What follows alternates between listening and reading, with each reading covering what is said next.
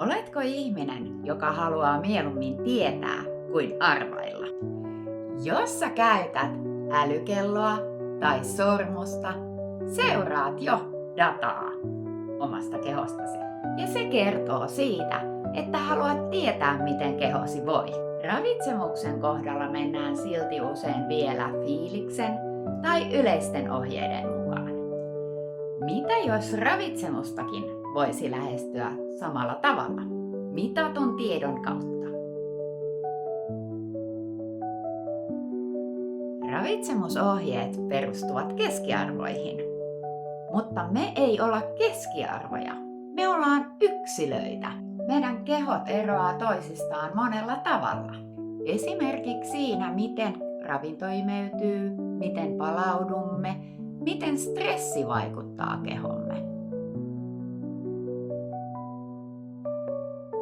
Testipohjainen ravitsemus tarkoittaa sitä, että päätöksiä ei tehdä arvailun tai trendien perusteella, vaan mitatun tiedon pohjalta. Ja tästä olen itse tosi innoissani. Testien avulla voit selvittää esimerkiksi sen, imeytyykö ravinteet optimaalisesti, onko kehosi tasapainossa vai ei, tai onko sulla jotain puutuksia. Ja näiden tietojen avulla ravitsemusta voidaan kohdentaa paljon tarkemmin. Suurin hyöty on tietenkin se tieto. Sen sijaan, että kokeilet kaikkea mahdollista, tiedät, mihin keskittyä. Monille tämä näkyy parempana energiatasona sekä palautumisena ja myös esimerkiksi vähempinä sairasteluina.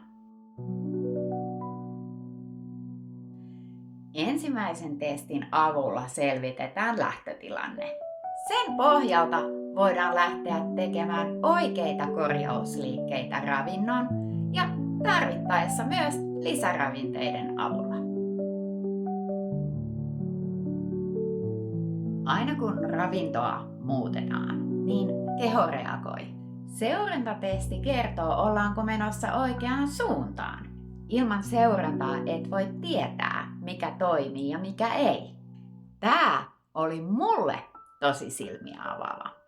Aikaisemmin olin ihmetellyt, miksi en saanut niitä hyötyjä käyttämistäni lisäravinteista, mitä olin toivonut. Testipohjainen ravitsemus ei ole pikaratkaisu, vaan tapa ymmärtää omaa kehoa paremmin. Jos sä haluat tehdä fiksuja päätöksiä ja lopettaa arvailun, niin testaaminen on oikeasti hyvä tapa aloittaa. Seuraavissa videoissa käydään tarkemmin läpi näitä erilaisia testejä ja sitä, miten niiden tuloksia kannattaa tulkita. Ja näytän myös, miten helppo näiden testien tekeminen